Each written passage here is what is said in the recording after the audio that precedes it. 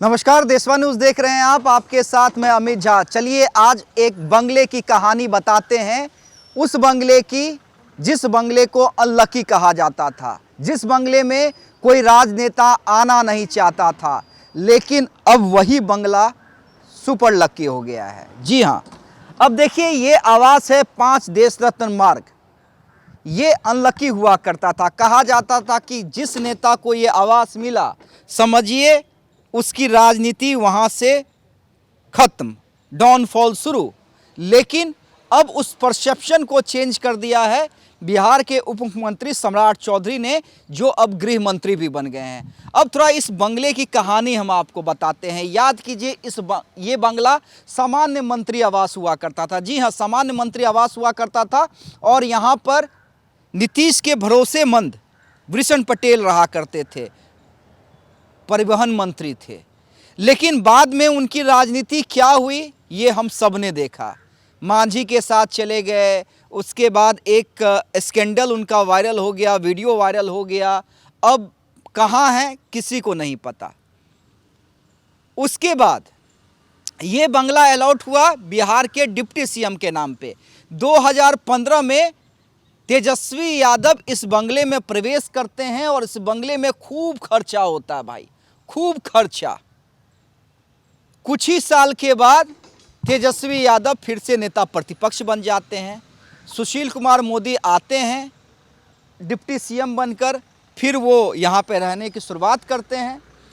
फिर सुशील कुमार मोदी के साथ क्या होता है ये सब हमने देखा। सुशील कुमार मोदी उप मुख्यमंत्री पद से हटा दिए जाते हैं। कुछ सालों के बाद तारकिशोर प्रसाद बन जाते हैं। फिर तारकिशोर प्रसाद आते हैं, फिर वो भी कुछ साल के बाद हट जाते हैं। फिर तेजस्वी यादव आते हैं, फिर वो कुछ सालों के बाद हट जाते हैं।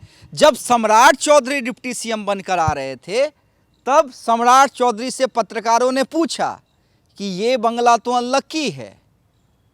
तब सम्राट चौधरी ने कहा था कोई बंगला लकी या अनलकी नहीं होता है। हालांकि उन्होंने भी पूरे उपाय किए। देखिए इस बंगले में घुसने की एंट्री उस गेट से थी, सामने वाले गेट से, लेकिन वो उस गेट को बंद करवाया गया।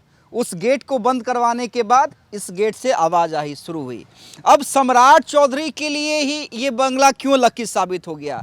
सम्राट चौधरी दोबारा उप मुख्यमंत्री ही नहीं बने, बल्कि पहली बार, जी हाँ पहली बार, बिहार बीजेपी का कोई नेता गृह मंत्री बना है। पहली बार नीतीश कुमार ने अपना सबसे मजबूत मंत्रालय सम्राट चौधरी को गिफ्ट कर दिया है। अब सम्राट चौधरी गृह मंत्री बन गए हैं और चर्चा खूब हो रही है। चर्चा खूब हो रही है और चर्चा इस बात की हो रही है कि अब सम्राट चौधरी जो हैं वो योगी मॉडल के तहत बिहार में सुशासन स्थापित करेंगे। बड़ी चर्चा हो रही है कि एनकाउंटर भी किए जाएंगे, बुलडोजर भी चलेगा। ये तमाम चीज़ें हम देखेंगे। लेकिन ये बात यकीन मानिए कि बिहार की राजनीति में जिस बंगले को सबसे अनलकी कहा जाता था, वही बंगला सम्राट चौधरी के लिए सबसे लकी हो गया है। जिस सम्राट चौधरी को लेकर अमित शाह ने कहा था तारापुर में कि इन्हें जिताइए, इन्हें प्रधानमंत्री नरेंद्र मोदी बड़ा आदमी बनाएंगे, अब देखिए बड़े आदमी बनने की शुरुआत हो गई है।